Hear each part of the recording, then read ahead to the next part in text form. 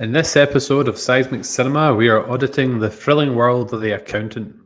Join us as we unpack the secrets hidden within the ledgers, where every calculation can be a matter of life or death. How are we doing, James? Aye, not bad, mate. As I said to you off earlier, mate, I was down with the man flu all last week, so I'm quite glad to be recording on a Saturday night because a podcast episode wouldn't be good enough if with one person just talking to themselves and me trying to talk and a sore throat and things. Although some people might enjoy that, but not for me. Yeah, I must admit, I've done a few sore throat, and it's not fun because you're always just holding the coughs in as you go. Aye, you okay, mate? Yeah, not too bad. Yeah, it's good to be back in the game. So we are Seismic Cinema, and we are a movie and TV show podcast where we like to break things down. We also like to do some rankings now and again, and we used to, and be good to do this in the future. Have a few interviews on the channel as well. So you can follow us on various social media platforms. We're most active on X, but we like to post our episode links on Instagram, Threads, TikTok, and Blue Sky, and also on our Facebook page and community group, which one day we will start pushing a lot more, I'm sure. You can also watch us on YouTube and Spotify, and then listen to us on all those different platforms as well. So if you are watching and listening and enjoying, which I'm sure you are, please consider giving us a follow, a like, and a subscribe. We're currently one sub off 180 on YouTube, so it'd be good to break that barrier. While you're doing that, you should also check out some of the Podpack Collective, a group of podcast friends who are out to support each other and share each other's work. Okay, so in terms of recent episodes, it's actually been a while since we've last been on. So the last episode we actually did was a review of Mad Max, which was James's pick, which is approaching 300 views. So check that one out if you haven't already. Before that, we ranked our top 10 TV shows, although I already want to make an alteration to that, which I think I mentioned recently. And then before that, Paul's not here today, we ranked our favourite characters from Andor Season 1. So that was our recent episode. So, James, last I heard, you'd finished Sons of Anarchy. You'd caught up on the whereabouts of Bigfoot. I wish I could remember what you were watching. You'd started watching something the last time we spoke, but I can't quite remember what it was. Aye, so I started watching the latest season of You. So I don't remember you saying that, but okay, we'll go with it. I'm glad be listened to. No, I'm on episode 7 now, so I'm about to start 8. I'll probably start 8 tonight, actually. So I've been busy. Do you know what I mean? I was marking as well and just doing loads of stuff. Been down with the man flu as well, so you're just kind of trying to take it easy. Do you know what I mean? As much as you can. Yeah. He did set me a challenge. If you remember from last time. Do you remember? I vaguely remember setting you a challenge, but it has been quite a few weeks since we last recorded. So the challenge was for me to watch Mad Max 2. Was that what it was? I don't remember that. Right.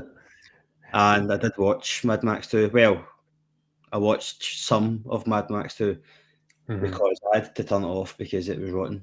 It was garbage. Oh well, maybe we reviewed the right one then. I think we did. Aye, it was not a patch in the first one. Yeah. So did you set me a challenge as well? No. I think we did. I think I was watching the Karate Kid movies. Aye, that's what it was. And I watched the second one. I started watching the third one, but I didn't actually end up going to see the new one in the cinema, so I kind of tailed off a bit, and I haven't been watching them. I think because around the discussion of, we always say like, "Oh, I need to check that out," or "I need to check this out." Do you know what I mean? Whereas the challenge is, right, you go and check it out and talk to me next week about it. Do you know what I mean? That you've done it. Yeah. I think we can reboot that this week then, because the gap was not predicted. So true. Yeah. That's it, man. Just Mad Max 2 and You. and also the accountant for the podcast. Do you know what I mean? So, not a lot in the viewing front. What about yourself? I have watched you seasons 1 to 4. I was particularly a fan of seasons 1 and 3, not so much 2 and 4. Particularly 4, I didn't really like that much, but I haven't actually watched season 5 yet. But I should get on it at some point. I won't spoil it for you. I won't spoil it for you. Well, I would hope you wouldn't. I'm not Paul. That'd be a bit rude, I know. I saw over him fake spoiling me for Andor. Shocking. But right, so my show, I just finished a show yesterday actually, so it's quite good timing, and I really want you to watch it because I think you'll adore it. Depends what it is.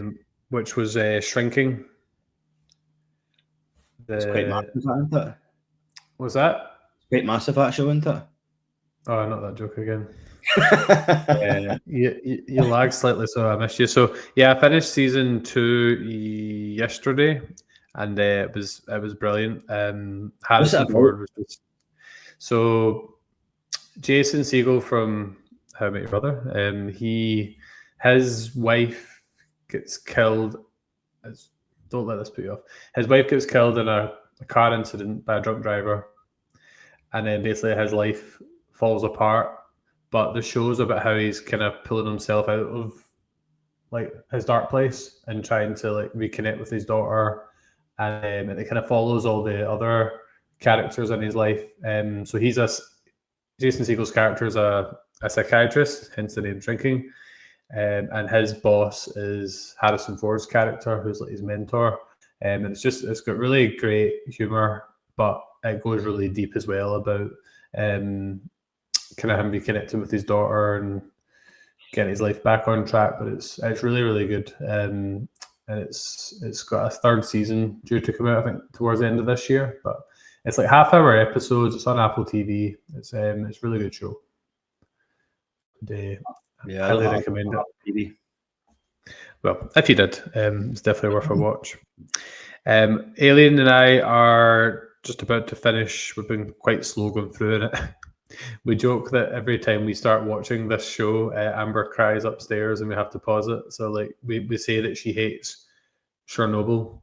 So we're on to the last episode of that. There is only 5 episodes actually. So I'm going to watch that one that was just came on. I don't know if it just came on yesterday, but it's the one about the Titan, the submersible. I've seen that advertised on Netflix. Aye. And I like any Titanic connections, so. Aye. I didn't fancy watching it myself. It's quite interesting. Do you know what I mean? Yeah, certainly be an interesting watch. So Shrinking's the main one. I'm going to start watching White Lotus now on Now TV, which I've heard good things about. I've not seen it, man, but I've heard it's quite weird, isn't it? I've only really started watching the first episode, so I'm not really ready to make comments yet. But a couple of friends have told me that it's really good. So I think I actually see the person who directs that show. Have you seen School of Rock? Yeah, of course. I actually watched that last weekend or the weekend before. I see the guy that plays Ned Sheebley. The real Ned Sheebley. What's that? The real one. Aye, the real one. Aye. He's the person that directs White Lotus, I'm sure. Is he? Good call. Joe, it's quite interesting. Just while you were saying that, Shrinking's directed in quite a few episodes by Zach Braff. All right. Because it's Bill Lawrence, the creator of Scrubs and the creator of Ted Lasso, does Shrinking. So if you liked Scrubs or you like Ted Lasso, you would probably like Shrinking. They don't, but they don't seem very similar. Shrinking and Scrubs and Shrinking and Ted Lasso's got very deep character. It just seems a bit serious. Do you know what I mean? But no, it sounds serious, but it is very humorous as well. So it's got a good balance of the drama and the humor. So okay, so that was what we've been watching. Just going to give a wee overview of the movie, and then we'll talk about our history with it, and then see if we've got any trivia. Spoilers, I don't have a lot of trivia for this one. So it's an action or thriller movie. It's 2 hours and 8 minutes long. It was released back in 2016, which feels like yesterday, but it really wasn't yesterday. That was just the year after our probation year as teachers. It was directed by Gavin O'Connor and written by Bill Dubeck. I hope that's how you pronounce it. The synopsis: the accountant follows Christian Wolf, or is it, an autistic math genius who secretly uncooks the books. It's quite fun to say. James, try it. Uncook the books. Uncooks the books, yeah. Uncook For dangerous criminals while evading a treasury agent. He takes on a legitimate audit at a robotics company, uncovering a deadly conspiracy.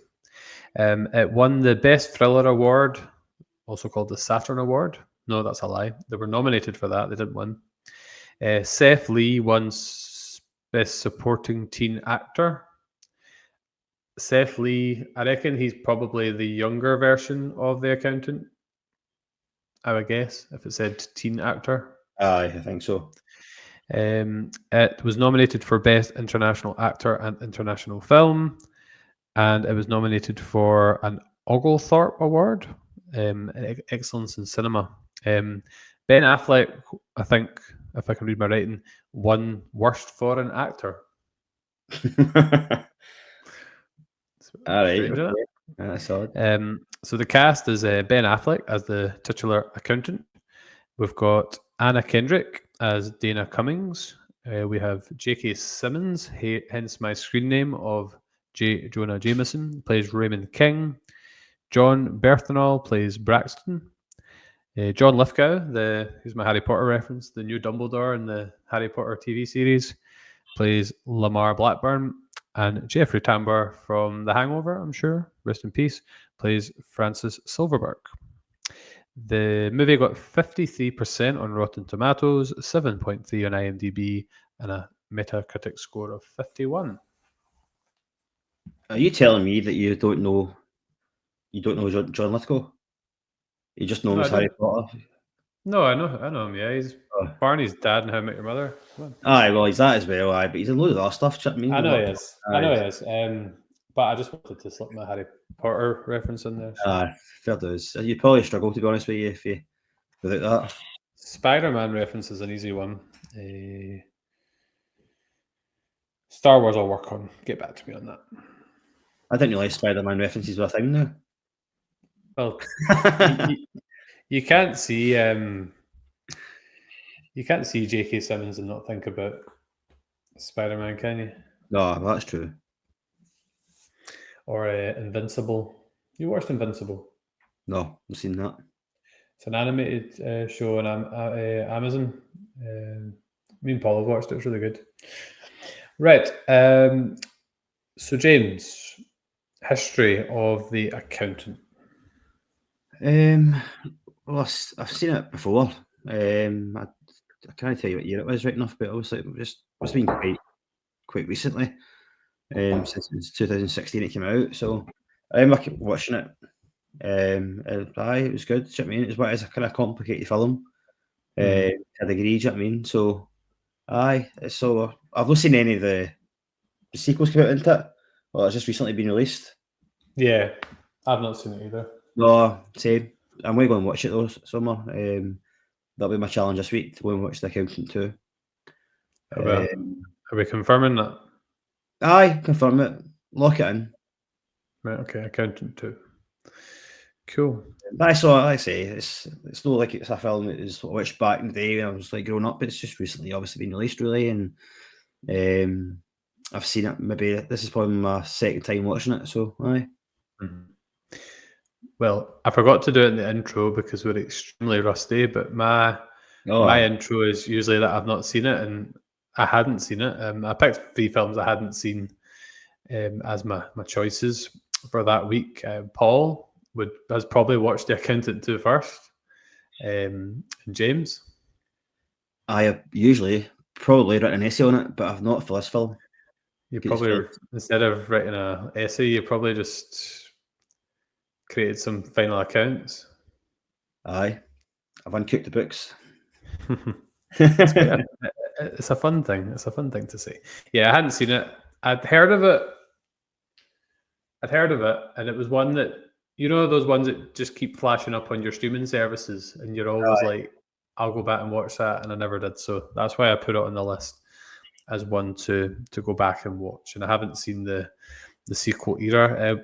Didn't get a lot of trivia for this one, but there is a third film planned, so there is a wee bit of a movie universe with it. The only other, did you get any trivia for this one? I did, but I didn't get too much, man, because I didn't want to spoil it and things. Because I wanted to kind of talk about a few things as we went through the film. Mm-hmm. I did get so because you're hosting, I'll take on the trivia. So a few things I've got is Anna Kendrick based a character on her mother, who is a real accountant who went over the script and explained all the maths to her. All the bit of trivia I've got here is in the hotel room, Anna Dana. Is it Dana? I think it's Dana. Dana reveals that in order to get the money to buy the gown that she wanted, she taught herself how to play blackjack and basically count cards and stuff like that. But in real life, Ben Affleck is known to be like a card counter, and he's allowed in certain casinos because of it. Apparently. So he's a real life Bruce Wayne then. Aye. There you go. Batman reference. I just remembered my Star Wars reference. What's that? Keep it to myself. Okay. Well, I'll bring it up during the review. I'll bring it up when it's relevant. Okay. Right, okay. Fair dues. A few other things I've got here is Ben Affleck worked closely with autism experts to portray Christian Wilkes' behaviour authentically, including repetitive routines, the posture, and social detachment. That's interesting because one of the few bits of trivia I found, and I didn't really go into detail with it because I thought it'd be better to have a discussion around it, was that there's quite a lot of debate about the portrayal of autism in the film. Like, obviously, some people thought it was good, some people thought it wasn't so good. Didn't really go into read too much into it though. No, I didn't see any of that. Yeah. It'll be interesting to see kind of what comes up as we go through. Right, so we'll just get into it then. I don't really view this as a film that's particularly kind of linear in structure. There's quite a lot of flashbacks and different things, but we'll start at the start. So we find a young Christian Wolf. Do we ever find out his real name? No. That's a good starting question. Do we ever find out his real name? No, we don't. He goes through the various names because he's mathematical background, but he's known as Christian or Chris. Yeah. Well, we'll call him Chris then, as a tribute to what's the script. And this one anyway. Quite a tough first scene to watch, because you find he's obviously they're considering putting him into like kind of like a school, kind of like a retreat for children with autism, and the attitude of, I would say, both the parents in that first scene. Like, this is the first scene that you see in the film, and it kind of draws you in right away that it's quite a kind of delicate subject matter. What did you make of the attitudes of the mum and the dad towards the autism? Aye, so he's basically in the kind of the neuroscience institute into this, where they're kind of taking to assess him and things like that, and the parents are behind the glass, I'm sure, and they kind of watch him.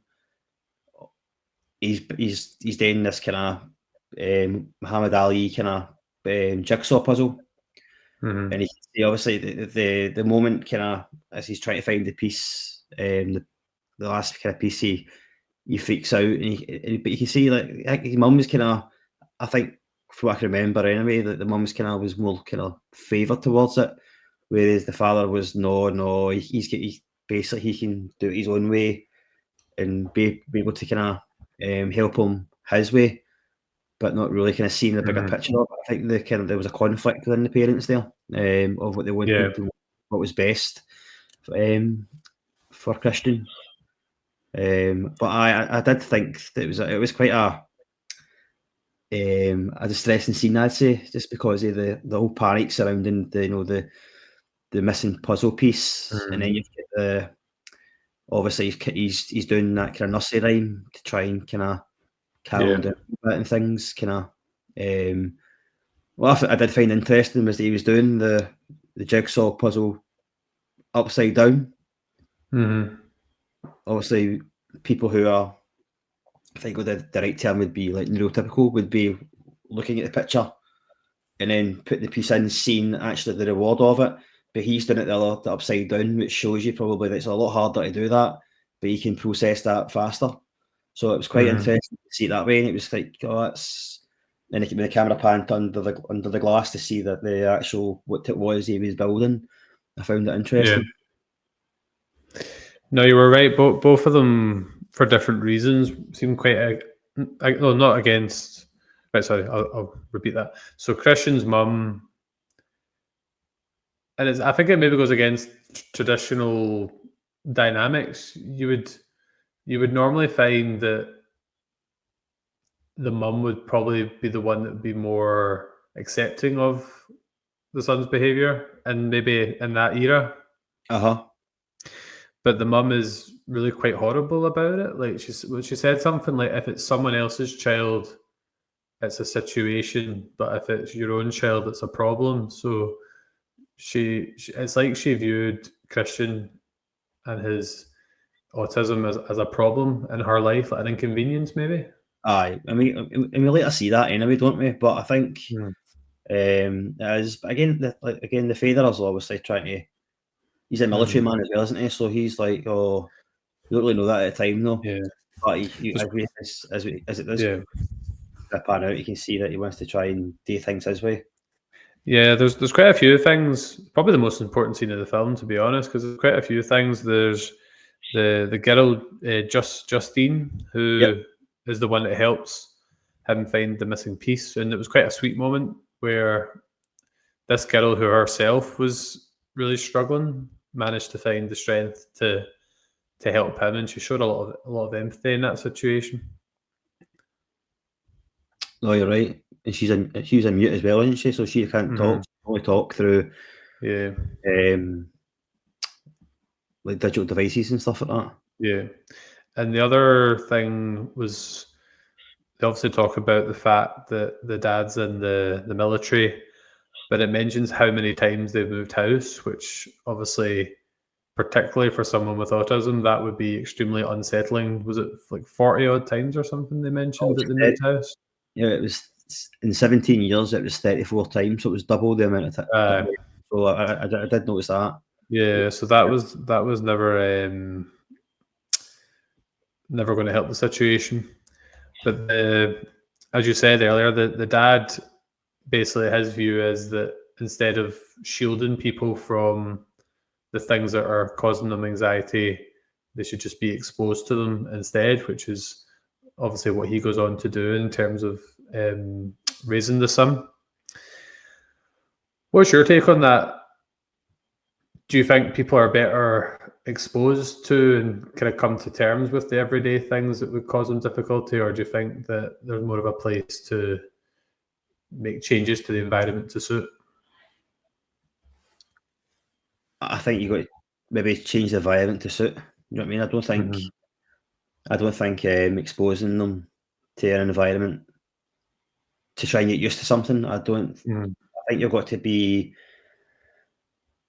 It's kind of, slowly and being introduced to it. Do you know what I mean? 'Cause as you get older on things, you will. It does say that at the end of the film. It does talk about that as well, and it's like there'll be certain patterns in their behaviours and whatever will change as they get older. But I don't think exposing them. My opinion is my own personal opinion.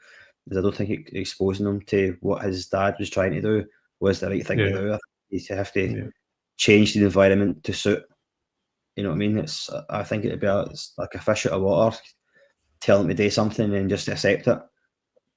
I think you can do it in different ways. Like what he did was extreme, but as someone becomes older, they themselves might find it easier in certain situations. Like I know from people in my own life that as people grow up and mature, they can handle situations they maybe couldn't handle when they were younger. But you never really got to see how that would have played out with him because his dad went to such extreme lengths. Exactly, we'll never know. But like you say, it's as people do get older, they do mature and they do kind of see life differently. So that I think the accountant would have been the same. Do you know what I mean? Obviously, living the life that he led because his dad is where he is just now. You know what I mean? So he basically created that path for him. Yeah.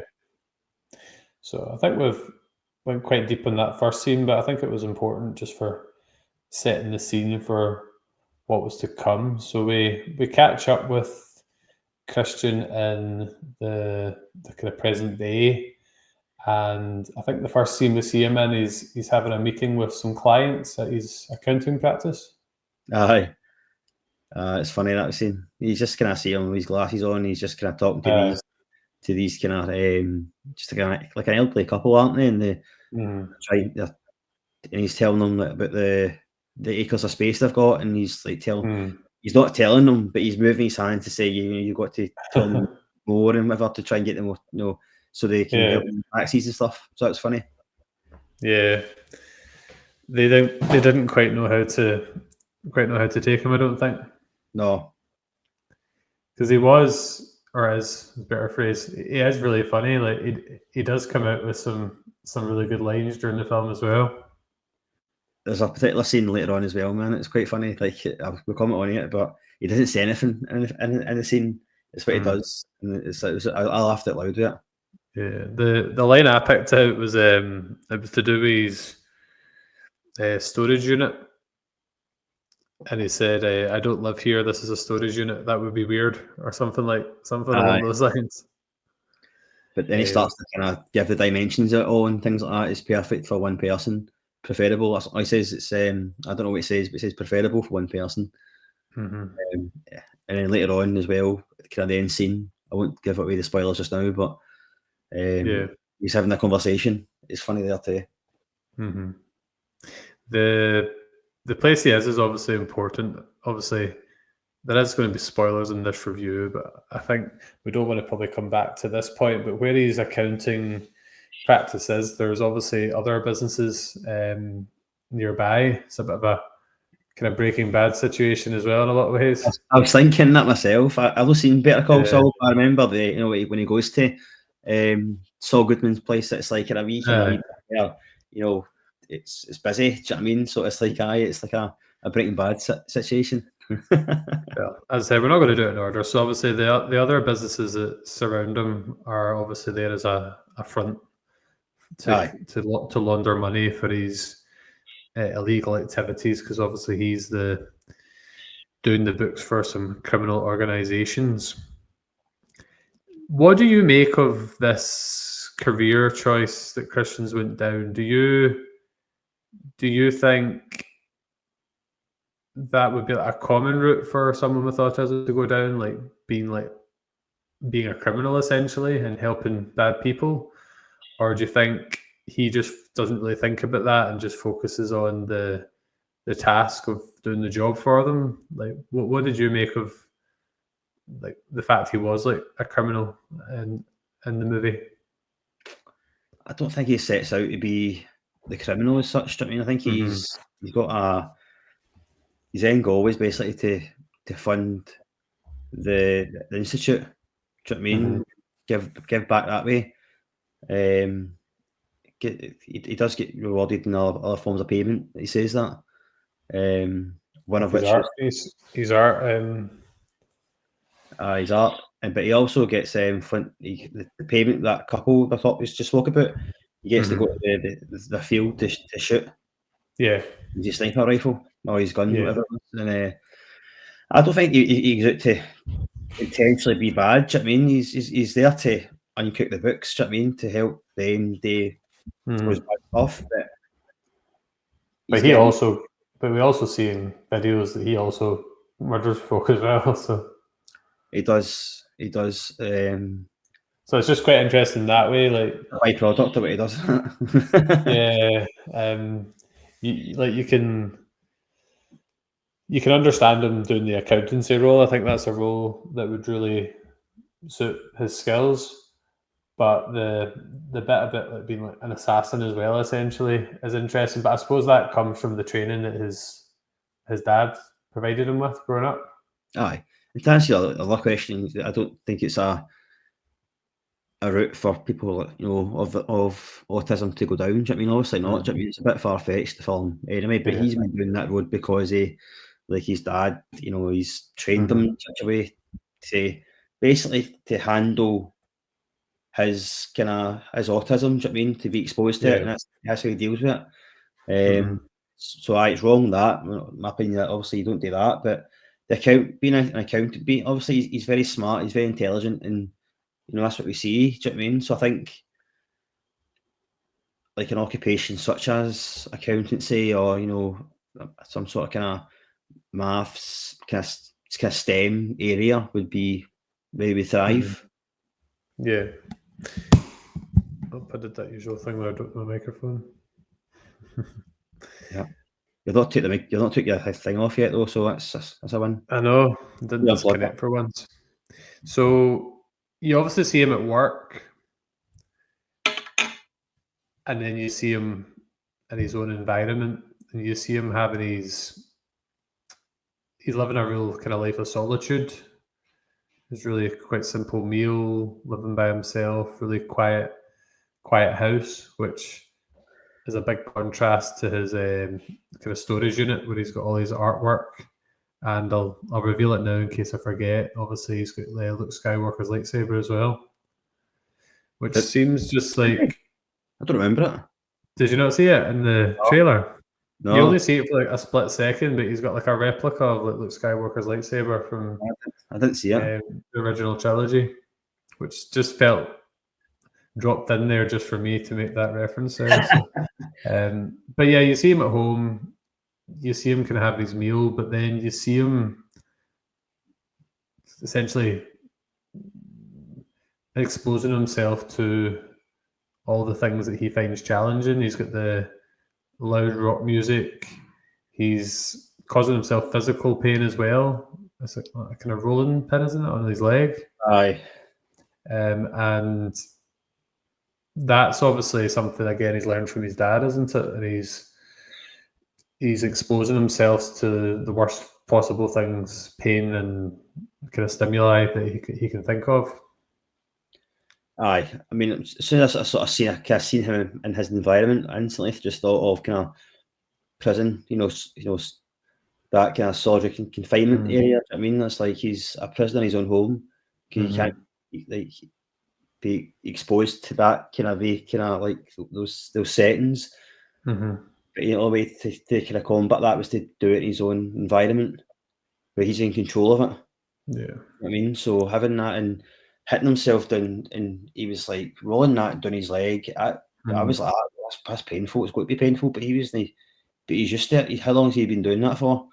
That he knows the kind of the pain threshold type of thing. Yeah.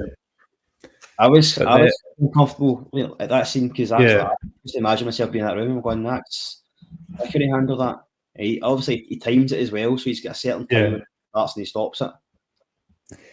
It's quite interesting, and actually the way he did that relates to, it's not a spoiler as such, but there's a element of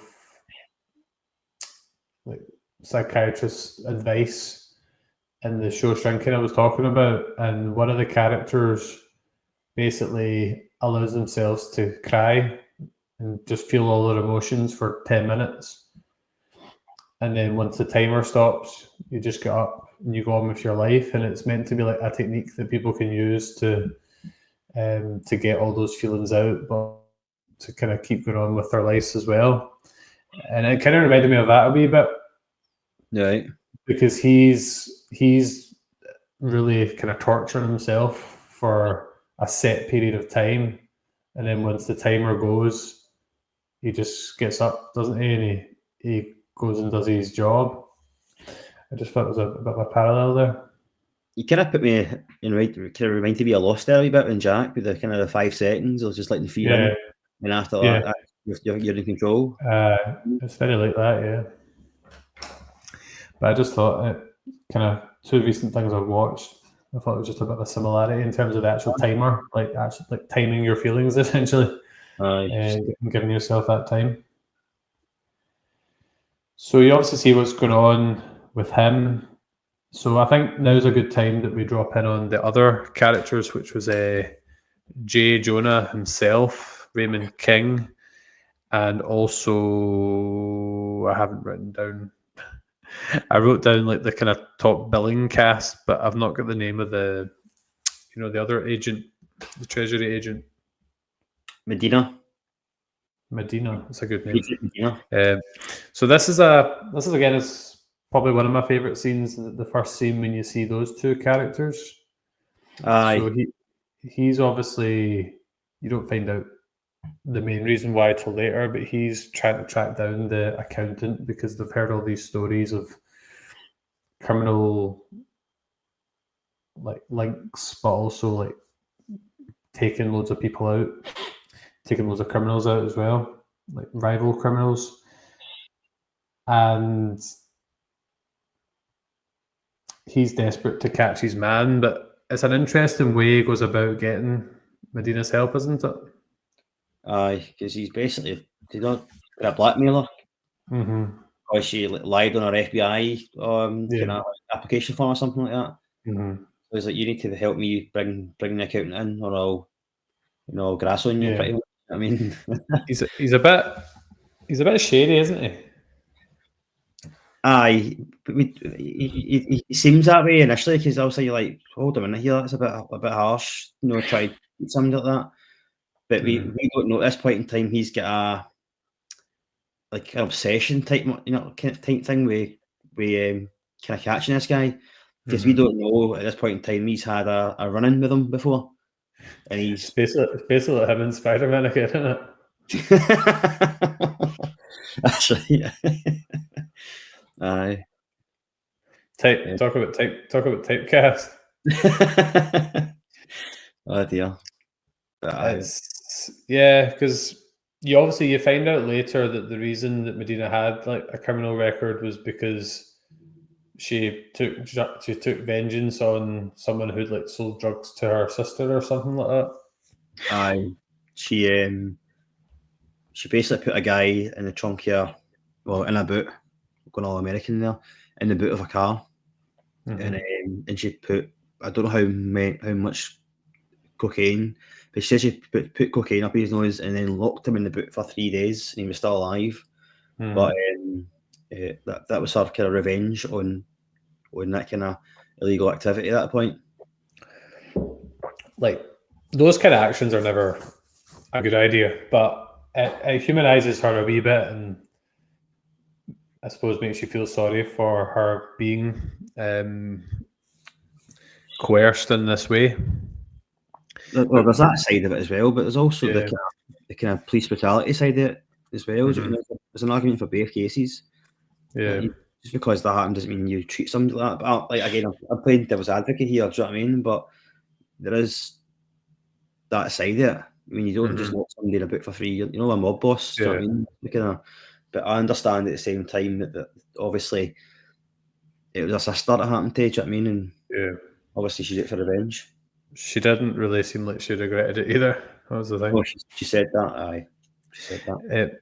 So Raymond, just back on Raymond, we said he's a bit shady, but he actually admits that later, that he's not a good agent and not a good man, but he does say that he was a good dad, and that was like his like redeeming quality in his own eyes.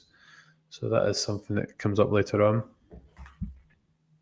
It is, aye. And down in the barrel of a gun. Yep. So you also find out that link later on. So the main plot so we've obviously introduced the main players, but the main plot starts to come together. I think where this film gets kind of more complicated as well is where Christian is hired to essentially work out what the issue is with the books of a large firm. And this is where he meets Anna Kendrick's character, Dana, as well.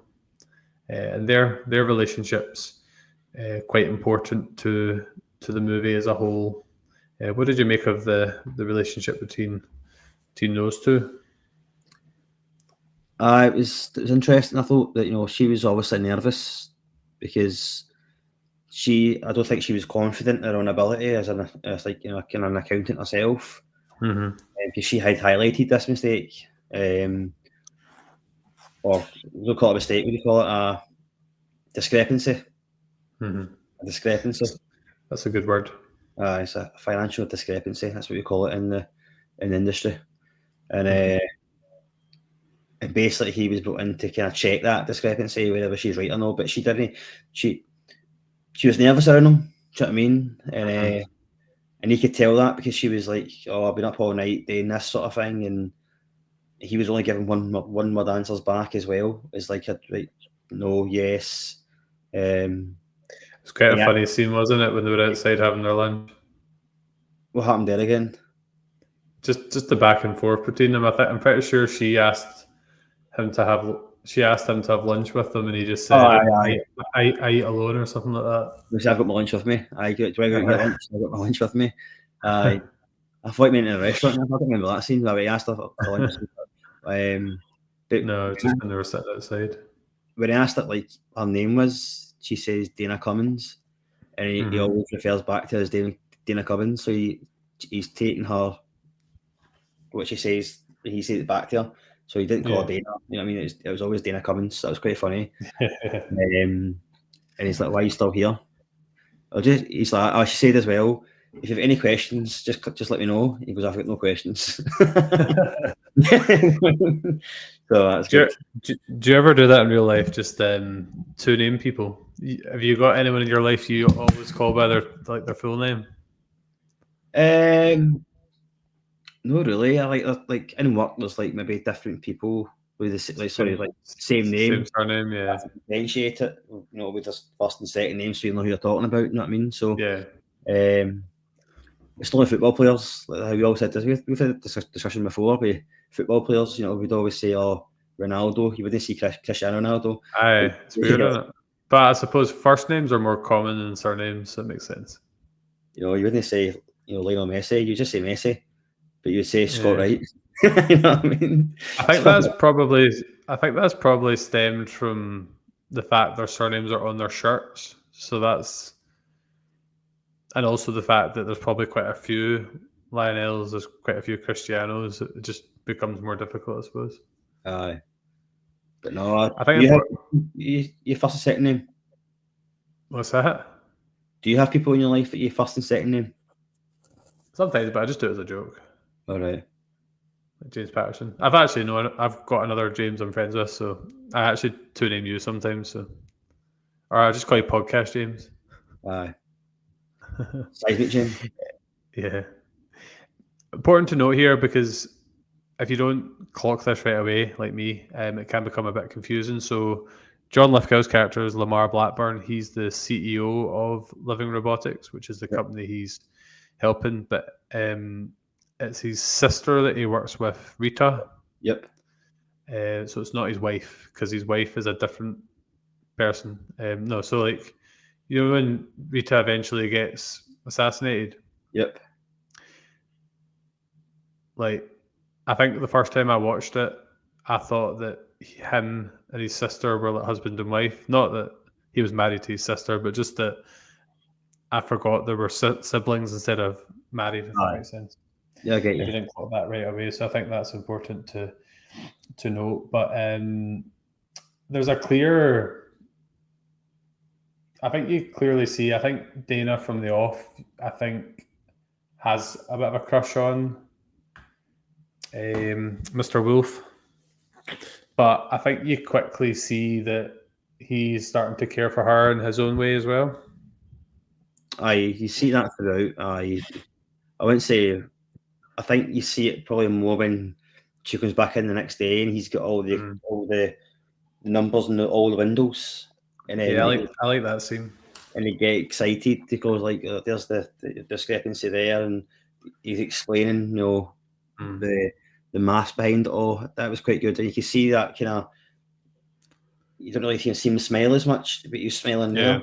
You know what I mean? So that was good. He seems quite happy when he's around her, I would say. Aye.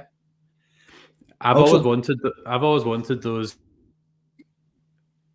see-through screens that you can write on. I'd love them in like my classroom or just in my house. I remember seeing them in the. You ever seen the movie The Internship?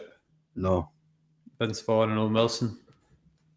I have not. That's given me an idea. We should review that at some point. But they write on them You at say that Google in every the time. movie as well. Yeah, I know. You say it every time. You've got to put it on your list. It's good to have ideas. Sorry, I will add it to my list. Yeah, anyway, that's a good scene. Aye. I found it as well interesting that it was a robotics company. It's quite a good metaphor because, like, Yeah. I think for his own kind of like Christian's own kind of personality and maybe detachment to society. It's kind of robotic like. So it was like him trying to be human. So I found that interesting as well that they chose that company. Could have been any company when they chose that one. Yeah. If this was a quiz, I would ask you what their three main like top products are, because I remember there's a scene where they're talking about it.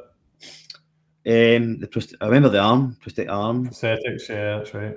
I can't remember the other ones though. Can't remember what the other ones were either. So they eventually find out that $61 million, no short change, has been embezzled. So he informs Rita of this, but he has not caught the thief's identity. But then, and this is where it gets confusing because there's different players in there. So it's not the CEO that dies at this stage. It's the chief financial officer, Ed Chilton.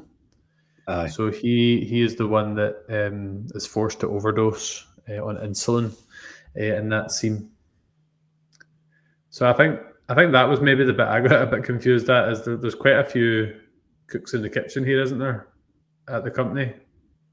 Well, during the kind of the first scene of Christian Will, they'll be interviewed as such, but he was introducing himself anyway. It was Rita and what's his name? You just said his name.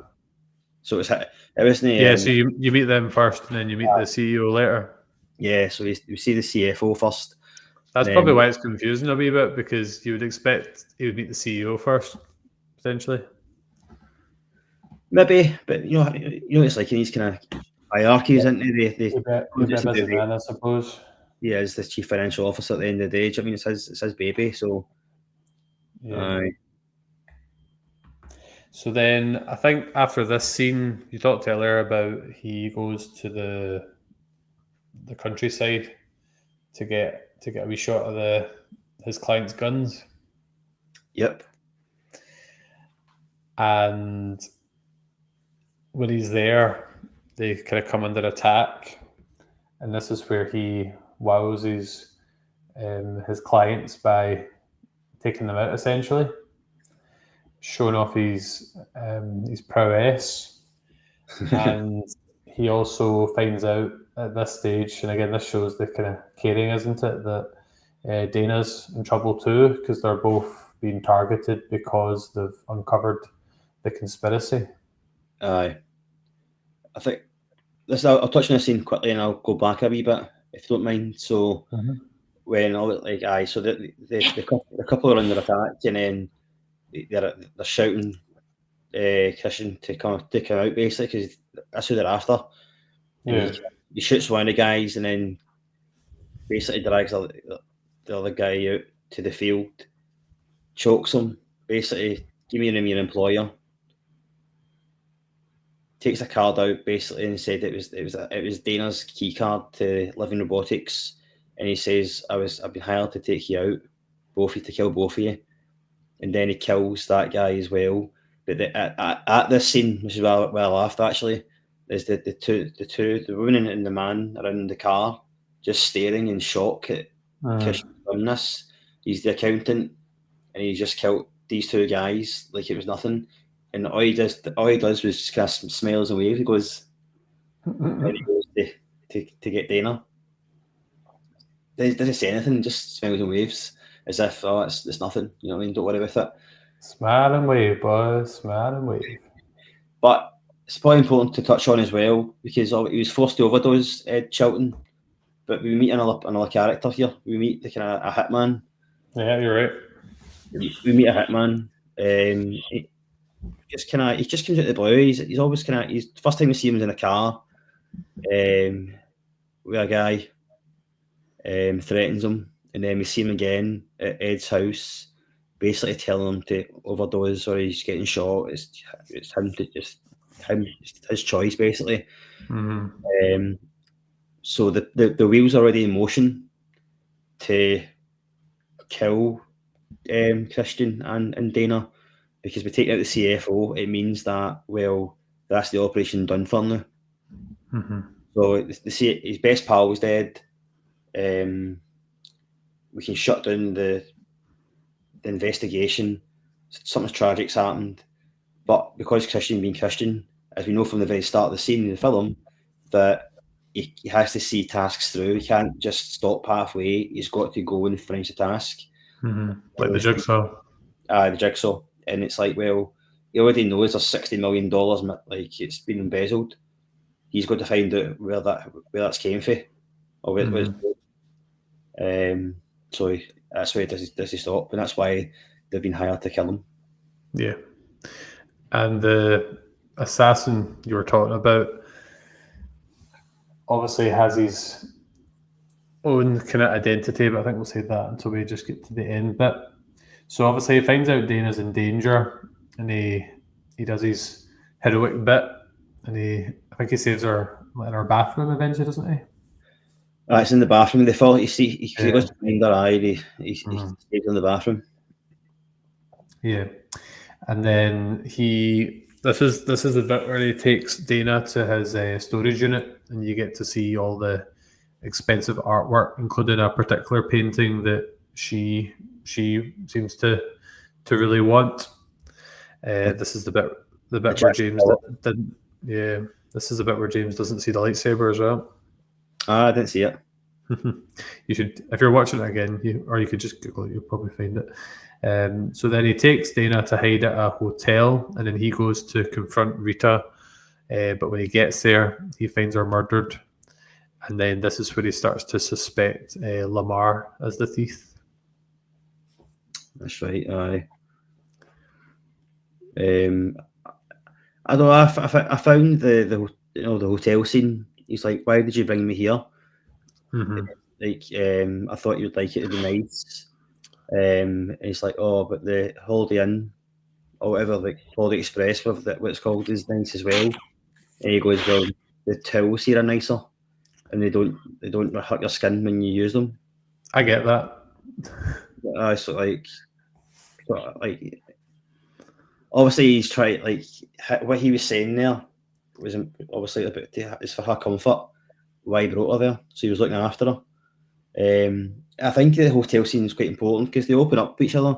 He tells her that he has got autism as well, like not as well, but he has got autism, and he finds it hard to connect with this socially, even though he really wants to. He doesn't know how to. So I found that scene quite warming because she was telling him about that dress that she wanted to feel special in, and for people to say wow. And he was opening up to her his side as well. So it was a good connection they had there. And I think at one point she leans in to kiss him, and that's when he kind of moves away and starts to think about something else. About the kind of the Panama kind of what it was called. Some guy in Panama was. Yeah, he remembers a story that helps him solve the mystery. I think that line you said about wanting to connect but not being able to, or not knowing how to, I think that is really powerful. Aye. So it's round about this time that Agent Medina, who's fighting for her own future as well, has been doing a lot of research, and then finds out that the Christian Wolf is just a alias, and that he's been using lots of different mathematician names, which I think you've got one of them there as your screen name. I do. Guido van Rossum, who is a What? mathematician, and he created the programming language of Python. All right, okay. That's good knowledge. There you go. That's what my school's introducing this year with all the computing stuff's going to be that this year. So What's it before? Visual Basic? Yeah, elements of Scratch as well for certain things as well, but Aye. Mainly Visual Basic, yeah. So, other mathematician names used? Yep, I quite like the idea of George Boole as well for the Boolean algebra, which I did a lot of at uni. I've not done. I can teach accounting technically, but I haven't taught it since like my PGDE year.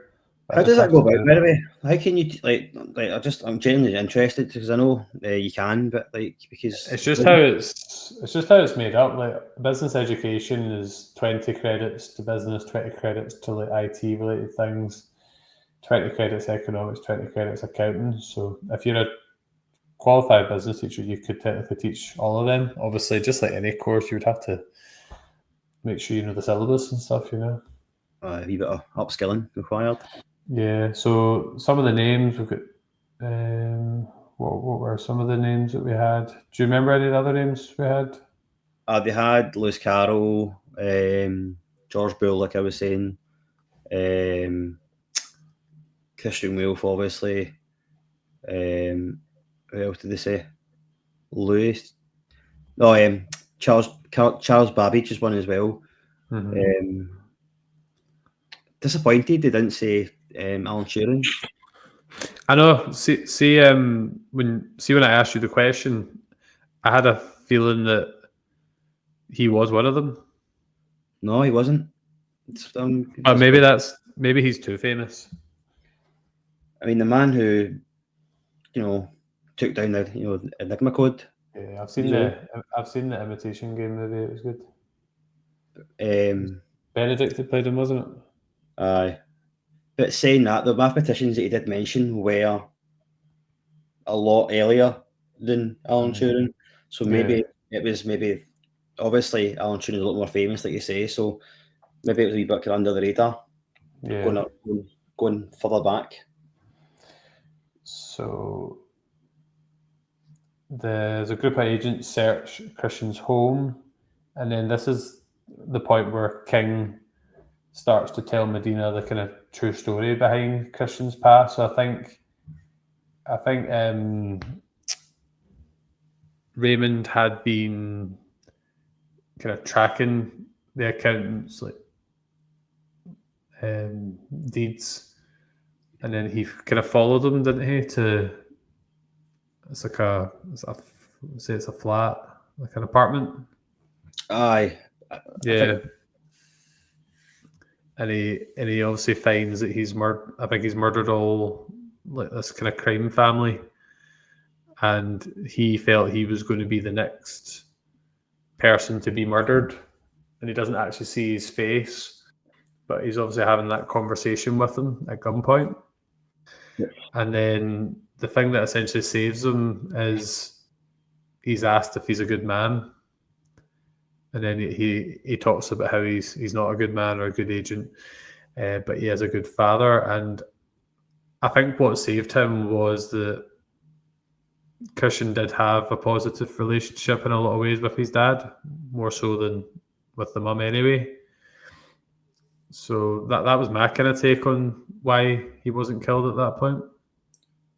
I wasn't sure because, obviously he's a lawman at the end of the day. Do you know what I mean? He's an agent in the Treasury Department of the FBI. I think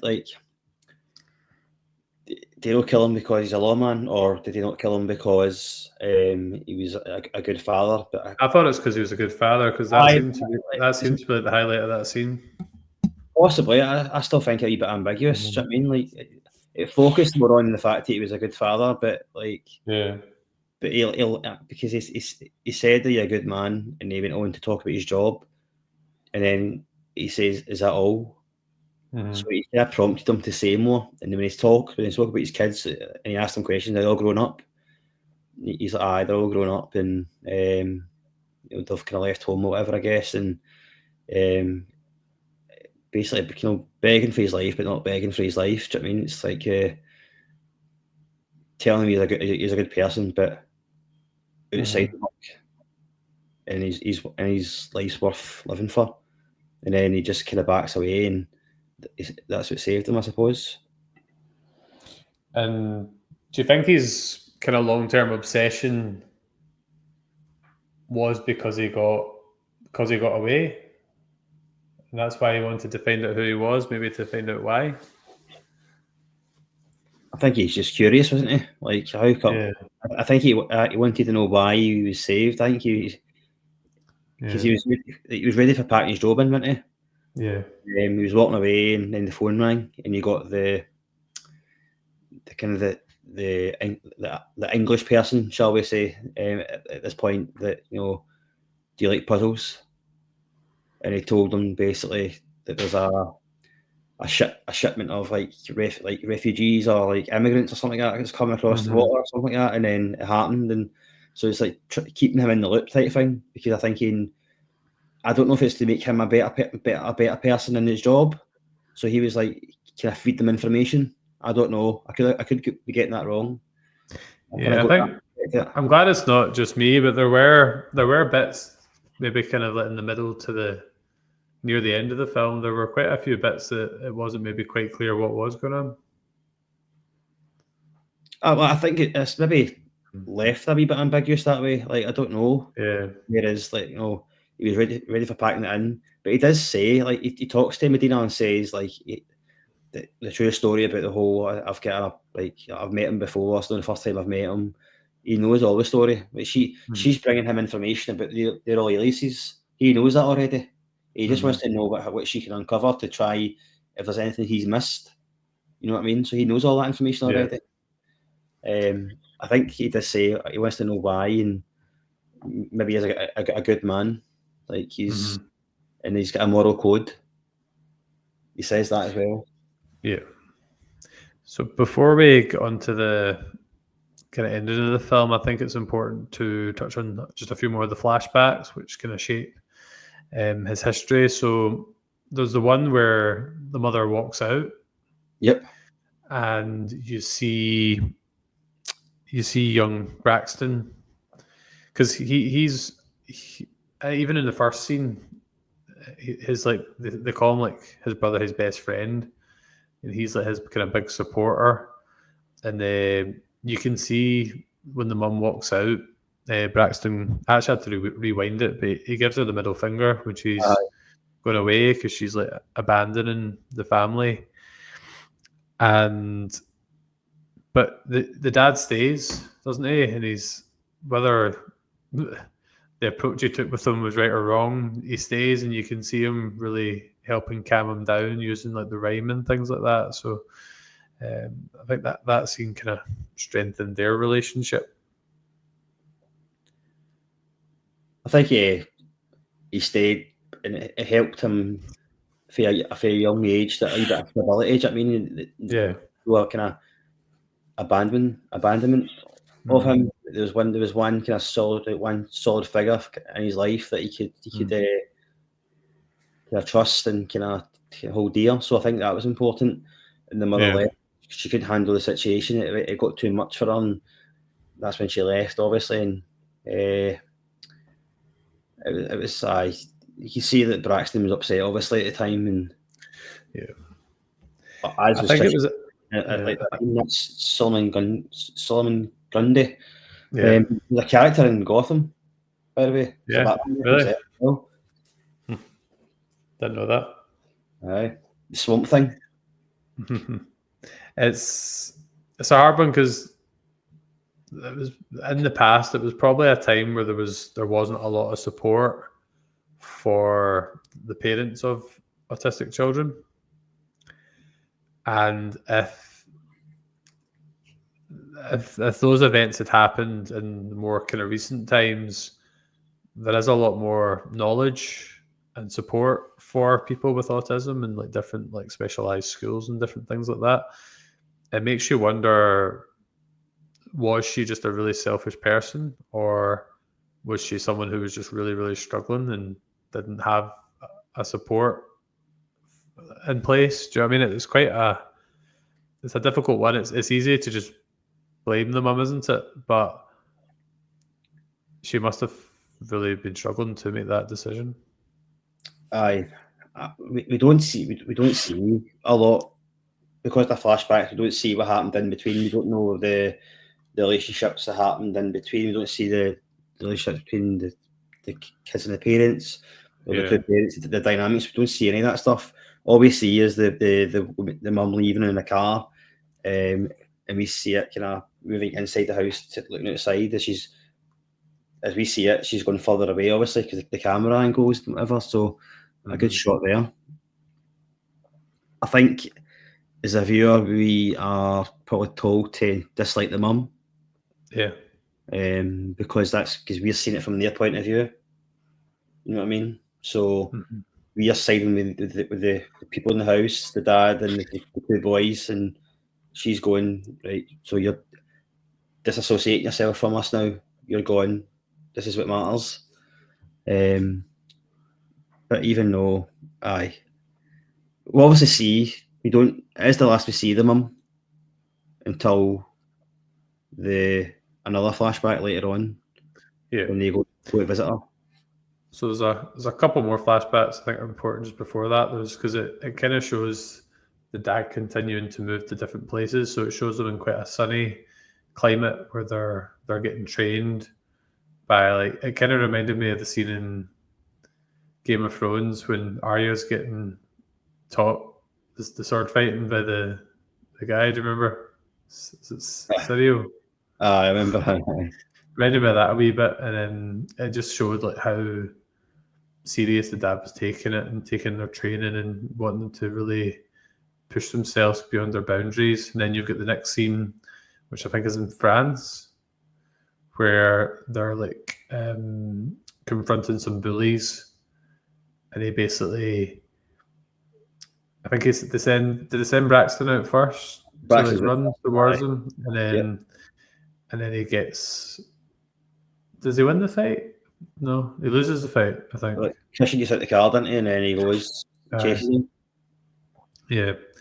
So again, all those flashbacks are important in terms of building that relationship between the dad and the brother, etc. I'm just trying to think if there's any other flashbacks that are. They're probably the main one. Oh no, the funeral. There's a really important one. Yeah, the funeral. So it's the funeral of his mum who remarried and had children. And then the dad and Christian turn up at the funeral, the wake, and then I think the dad ended up getting killed, doesn't he? Yeah. At the wake, and that obviously was not a great moment for him as well. I'm trying to remember why. So I think they were told to leave, weren't they? They were told to leave, and they didn't leave. You can see his dad getting hassle off, I think, with her husband at the time. And you can see that it's getting the troubles might break out. So he started it before so he was in control. Yeah. You know what I mean? So he started it before you know what I mean? So he started it, and then he started to get killed, but he get tackled, and then he was sent to prison. Which is important because this guy who he's in prison with teaches him stuff. Yeah. And then, so he was this guy in prison was uncooking books for the mob family So there's a revenge plan there, which set the motion in play for. The film kind of went backwards a wee bit as well, didn't it? Because it went flashback and then it kind of met in the middle as well about the. So it was quite interesting that way. Yeah, it's definitely very non-linear, but obviously that, as you said, is kind of what led to him doing the career that he was doing and getting involved with the crime family. So I suppose that links his past and his future together quite nicely there. So we find out all that information, and then Christian basically works out that it's the Lamar that's been embezzling. And that's all based on that story remembered about another criminal in the past. That's something to do with Panama. It's the one that interrupts the kissing scene anyway. Aye. Yeah. And then, so Christian goes to Lamar's mansion, and the hitmen that were mentioned earlier are already there. So there's quite a lot of action in this scene. There's a lot of shots fired. There's a lot of physical fighting. But we've already seen how powerful and skilled that Christian is, and he quite quickly takes out the goons, essentially. The scene's funny because you've got Lamar, who's just basically Braxton sitting at his kind of control desk. He's got the cameras and stuff like that. But I don't know if you noticed, like, he says nothing pretty much. He says, Lamar's like that. Why are you all here? Shouldn't you be going after him? Mm-hmm. And he goes, are you paying me to do my job or no? He's going to come here, so we're setting up so we can kill him. Do you know what I mean? So we're protecting you here. Mm-hmm. But Braxton asked the questions of, what did he sound like? What does he look like? And he doesn't really give him a definitive answer. And Braxton's like, something's not right here. Mm-hmm. And as you can see, the accountant coming through the kind of the different areas of the building, the outside and the inside, you can see his face changing as well, and as if he knows him. And then it's like, he says nothing. He asks him questions, and Braxton does say out to him. I don't know if you noticed that. He just says nothing. And then, obviously, there's a lot of bloodshed happens. And then Christian, I don't know. Do you remember the scene where he kind of takes like a grenade out and he stuffs it in the vest? Obviously, it must be like a flash grenade or something. I don't know. Right. I think it was a flash grenade because it would have killed him. It was an unload. Paul's our weapons expert. Hi. Well, are you, Paul? So he gets hurt by that anyway, and then there's a guy, one of his goons as you call them, comes down the stairs. But at this point, Braxton can see him on the camera, and he can hear through the microphone the Solomon Grundy rhyme, and that's when he clicks, and he goes down the stairs. He's like fall back, and he goes like that, no chance. And then Braxton just shoots him, and he comes round. And he speaks to, Christian goes, hello, Braxton. And Braxton's like, and you go. I was pretty shocked, I must admit, by the reveal that it was the brother. When I first time I seen it, I was like, no, I didn't. Because you kind of forget about him, don't you? He's there, but he's not front and centre. It's like he's intentionally put in different places to misguide you. He's no in it the full time, because you get to the flashbacks. I think the flashbacks are perfect for. There's no too many of them, and then you don't see Braxton, or the other hitman at this point right after them to make that connection. So I was thrown by it as well. I didn't get it. So it's a nice wee reveal though. It's I think if it had just ended with a shootout, it'd have been a bit of a disappointing ending, but I think when you throw in the emotional drama, I think that makes it a lot more memorable. It was quite emotional, but they have a wee kind of scrap as well, because like he's like, hello Braxton. He's like, don't talk to me like that as if I just seen you last week. I haven't seen you for 10 years. And then they have a wee, Braxton was disappointed that he asked his dad if he could go to his mum's funeral, and that's why they had a fight. Why did you go there? Because she left us. She left us to herself. She went left, and Braxton's obviously still emotional about that. Where he doesn't really feel emotion. Do you know what I mean? So he's not. He just wanted to go. But Braxton felt betrayed because he didn't ask him if he could. He was the one looking after him. Because it led to the death as well. That's obviously kind of makes it a big deal. But it's quite interesting that he went down the kind of hitman route as well, didn't he? The brother with the training. So they both kind of did the same thing, but just in slightly different ways. And there's the scene where Lamar is trying to kind of say why he did what he did, but then Christian just takes him out without any hesitation at all. He's like, I know what you did. I know what you tried to do, and just shoots him. And Braxton's like just in shock, like, geez, oh. I think that side of the story, I think it's quite a complex structure with the flashbacks and different things and what some of the characters want to do. But I think the whole embezzlement one's pretty straightforward. Just one of the owners wanted to kind of screw over his sister and get loads of money for himself. There's not really that much more to that. See, and then on you go, sorry. I was just going to say, obviously, it's quite important this bit as well. They sit and talk, and it's like, I've missed you. And he goes, and he doesn't say anything. He goes, oh, I missed you too, Braxton. No, I love you too. And Christian doesn't say anything other than I'm sorry. But he smiles at the same time. I think it's maybe the second time in the film he smiles because he knows, it's as if he knows that's what he should say, but he can't say it. Do you mean it's like he knows and he wants to connect, but he doesn't know how to do it, which is it was good acting there. That was really good. It's like what you said earlier. Aye. And then they arranged to obviously meet up to catch up a bit more.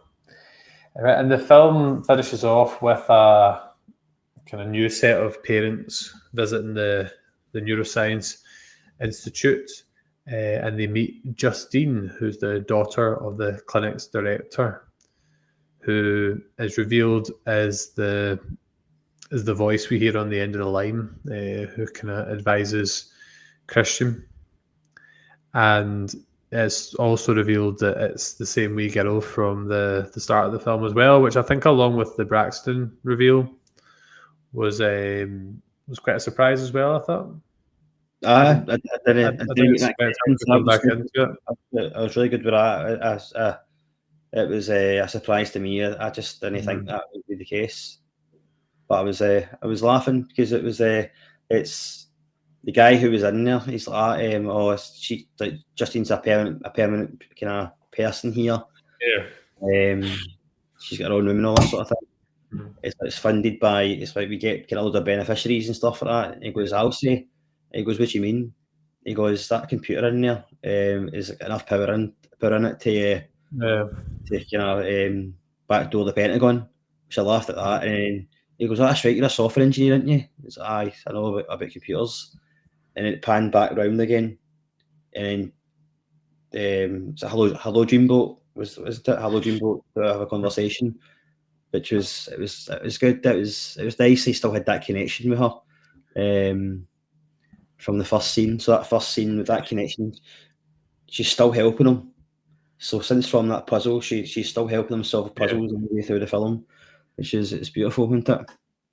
It's interesting though that she was like the wee girl there, but although she is obviously helping loads of people with autism, they're also still like helping criminals and leading to loads of death as well.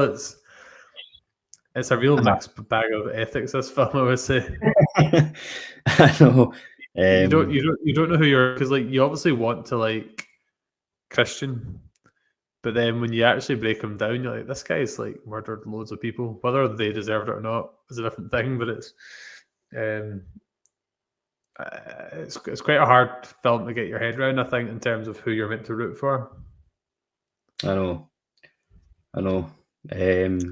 I think Dana's like the only kind of purely good character in the film, because we talked about Raymond being sketchy, Braxton and Christian also killed loads of people off, Lamar embezzling money. Like, they're not a great collection of people, really. I know, and I like this scene as well, man, because like I think I know you've kind of spoken about before about kind of the autism and about the film maybe kind of raised eyebrows in terms of did they go down the right road with that? Is it good or bad? But I think the film in general was good for actually talking about kind of neurodivergent and all that sort of thing, because it spoke about neurodiverse people and neurotypical people. It's like, Mhm. what's that? He goes, that's like people like me and you. And then the neurodiverse is like people who see the world differently and things. So again, it was good to see it that way, like in those words being used Yeah. as well. Do you know what I mean? So aye. I just think it's relevant. I want to see in particular what people were saying. So these were some of the criticisms of it. Stereotyping autism as a superpower or weapon. That was one criticism. This is not in tomatoes. No, somewhere else. Violence linked to neurodivergence was another one. And they didn't like that Ben Affleck was not autistic himself and that they didn't widely publicize involving autistic consultants. So that's just a few of the things that came up. But I'm going to preface that by saying that was ChatGPT, so the results might not be wholly accurate, although Just they remember, could be hallucinations. artificial intelligence, AI, ChatGPT is about 90% guesswork. So I suppose, though, if it's genuine criticisms of the film that have been written about elsewhere, they could have just pulled them across.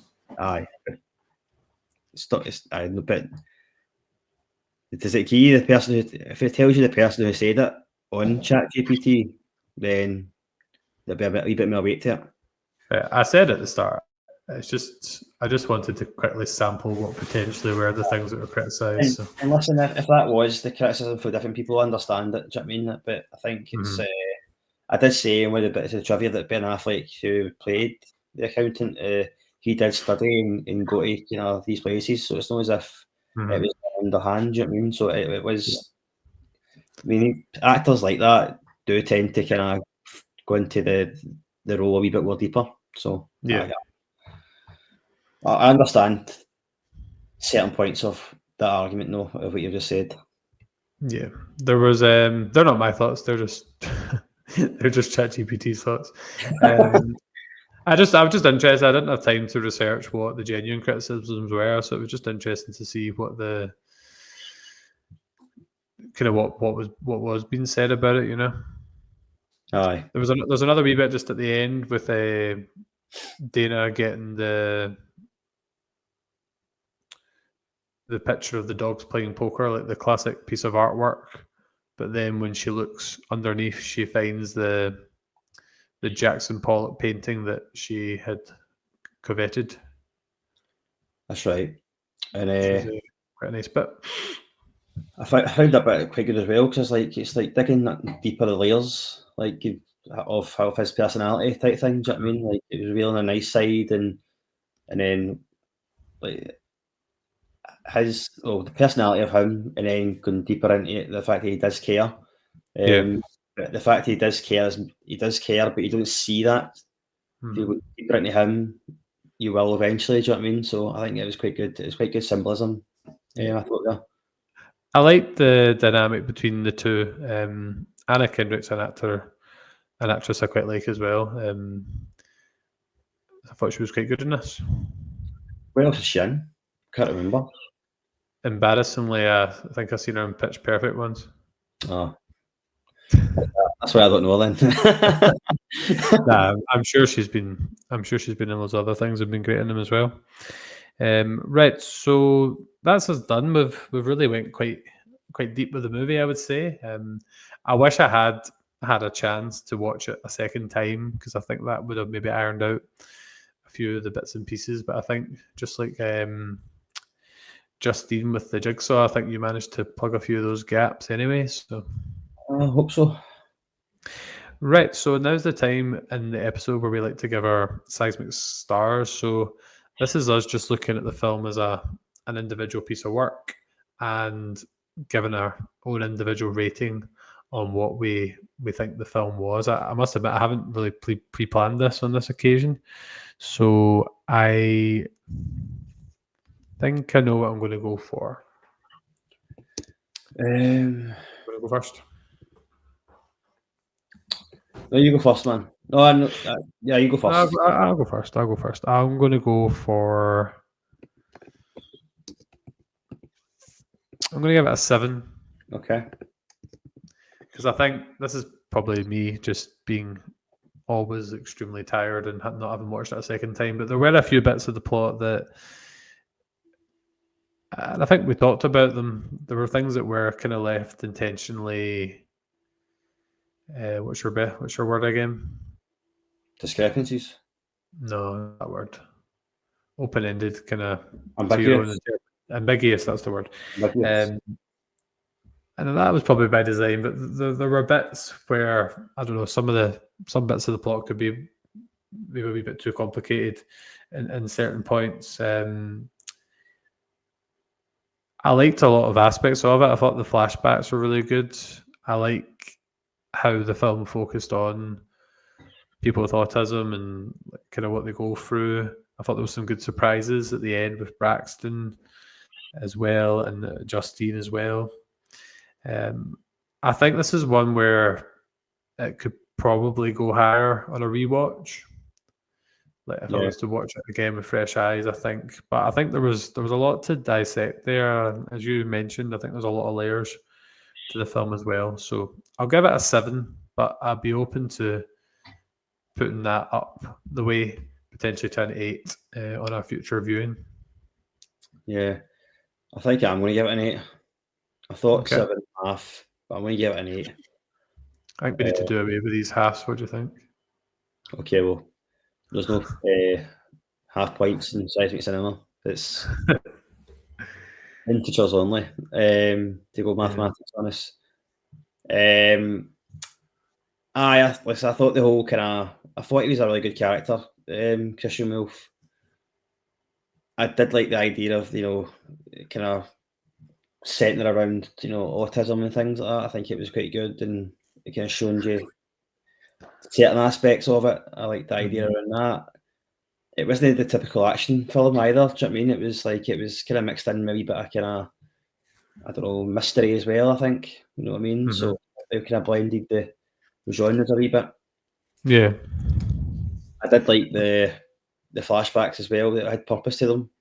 So it kind of kept us on edge as well about, because we knew we'd always go back to a flashback at some point. And it was just kind of piecing, again, like into the film, it's kind of piecing the jigsaw of the film together as well, isn't it? So it's good that way. I like that analogy. So I don't know, I felt parts of it were quite emotional as well. Do you know what I mean? You kind of felt for the characters. Well, you felt for Braxton and Christian anyway, because obviously they're a young age, they had a hard life, I think, and they're getting moved away and things, and they're kind of they're in some degree, more probably Braxton. He's not really, he's a kind of life of crime, so to speak. I mean, he says himself he's considered quite dangerous. Where, you know what I mean? I don't know, but it's.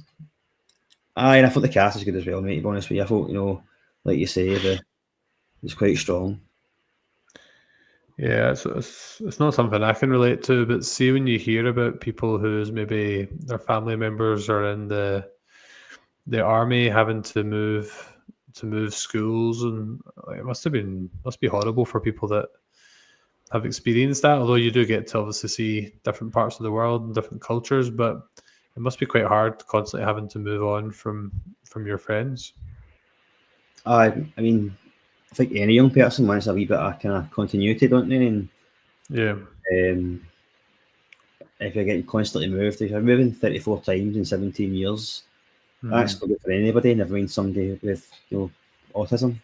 And just that stability, do you know what I mean? So didn't manage to reach out to the Seismic supporters. However, I've looked out the original poll. There was a few comments on that, so I thought we'd just share them. So the accountant got 63% of the vote, beating out Speak No Evil, which I've still not watched, and The Cleaner, which I've still not watched. So the VHS Abyss movie podcast said The Accountant, a different kind of role for Ben Affleck, which totally worked. So they were a fan of that. Stu World Order said The Accountant seems to be the most fun. Don't know if it's a film I would be classed as fun, but never know. And Gaming Views, which is the kind of sister podcast of Casting Views, they just said voted So thank you for voting, and thank you to. I hope he voted didn't, and he didn't vote one of the other ones, because then. Well, thank you for the 22 people that voted as well. It's been higher before, but I'm sure we can get it higher again in the future. Right. So before we wrap up for this episode, I would say, if we're still doing it the way we had been doing it, it's your turn to choose some options. As I was struggling here last minute, mate, to come up with something. I was struggling, but I managed to get it before we came on air. So have you got something? I don't know. Last week we did the synopsis of the film, and you want to try and guess it, or you want to just? Yeah, let's do that. Right, I'm always up for a wee challenge. Yeah. Right. Okay. It's very unlikely I'll get it, but never mind. Right. So the first one is this one you'll get. This one even you'll get.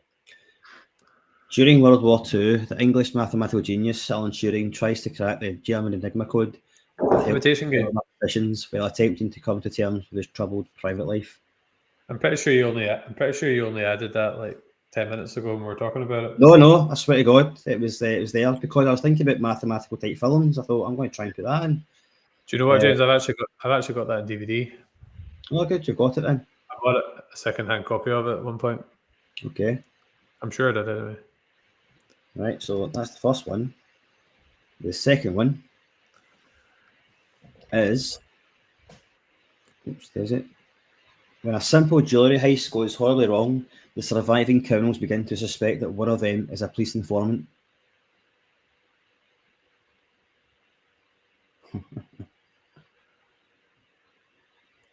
The Dark Knight. No. It is Reservoir Dogs. Okay, I've not seen that one. Right. I also heard of it. You should get the next one as well. I didn't get that one, but okay. You should, I think you've seen this. Thanks for the confidence. A banker convicted conforms a friendship over a quarter century with hardened convict while maintaining his innocence and trying to remain hopeful through simple compassion. Pass. Right. I'll read it again. A banker convicted forms a friendship over a quarter century with a hardened convict while maintaining his innocence and trying to remain hopeful through simple compassion. A banker? Yep, a banker. Not the Can't other think one. of any bankers. I'm just thinking of Spider-Man 2 now. All right, so that one was Shawshank Redemption. Oh, I've seen that. Yeah, I just didn't get it from the description. So that's the three choices, folks. Shawshank Redemption, Reservoir Dogs, or Imitation Game. That's interesting because that's like, is that not the highest rated film on IMDb? Shawshank Redemption. No, Godfather Part 1 is the highest rated, and it's maybe Shawshank Redemption. I was sure Shawshank Redemption was first when I went. And then Reservoir Dogs is a popular film. Imitation Games, maybe not on their level, but it's obviously like a real world story, so it's got that going for it. Indeed. You ever watched One Life? No, what's that about? It's a story about the guy who helped all the Jewish people escape Prague during the war. It was what's his face from what do you call it? What's that film called? He's really famous. We've reviewed it before. I think we've done a few films. Silence of the Lambs. Oh, Anthony Hopkins. That guy, yeah, he's it. Right, okay, I've seen it now. So that's our options then. Yep. See that thing? I'll tell you my preferred choice out of those three then. So I think the public will pick Shawshank Redemption. I'd probably pick Reservoir Dogs because it's the only one I've not seen. If we're talking about growth. See that thing we said we're setting each other. Were we setting each other challenges, or were we setting ourselves challenges? I think we're setting each other challenges. But you've already set yourself the challenge of watching Accountant Part 2. 2, is it not? Accountant 2, aye. So that's you to set yourself that, though. Aye, I didn't mean to. I mean, you can set that challenge. You right. I'd like you to watch The Accountant 2. Right, thank you. Could you set me the challenge of watching that Titan documentary movie? Can you? Aye, so I want you to watch the Titan documentary movie on Netflix about the Titanic. I'll try and do that for next time then. Okay. Well, I guess that's us then. Indeed. We've blabbered on for over an hour and 30 minutes, but if you've made it this long, then first of all, thank you very much. Secondly, you need to get out more. And thirdly, please like and subscribe. Get us up to 180. Tell them to get out more, walk in and listen to previous episodes of the podcast. You could do that because that's how technology works. That's right. So yeah, just a reminder, guys, you can find us on various social media platforms. I've managed to make it for a whole episode without disconnecting my microphone, but I have dropped it 3 times. Not unlike the time I dropped Spider-Man on top of my laptop. But yeah, follow our pages. As I said, we're most active on X.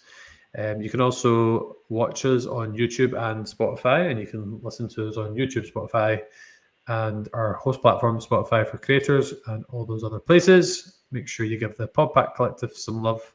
Give these guys a wee follow and a listen. And yeah, also, so that is, yeah. Also give What's the Script a wee follow as well, a wee listen to.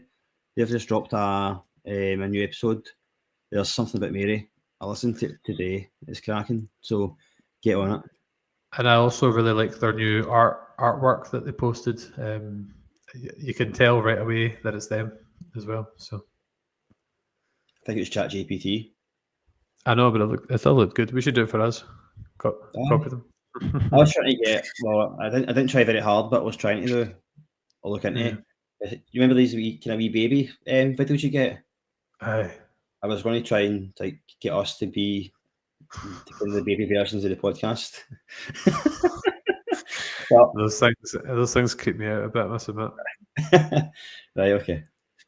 Right, so I am Colin. I had not seen this. I have not seen The Accountant 2, and I've not seen Reservoir Dogs. And I'm James. I put out an essay on it, which I probably will. We actually did that in the wrong order. It's usually Paul that comes second, but yeah, I was waiting you doing it, but you just didn't totally messed up. But yeah, Paul watches things in the wrong order. Cheers, folks. Thanks for listening.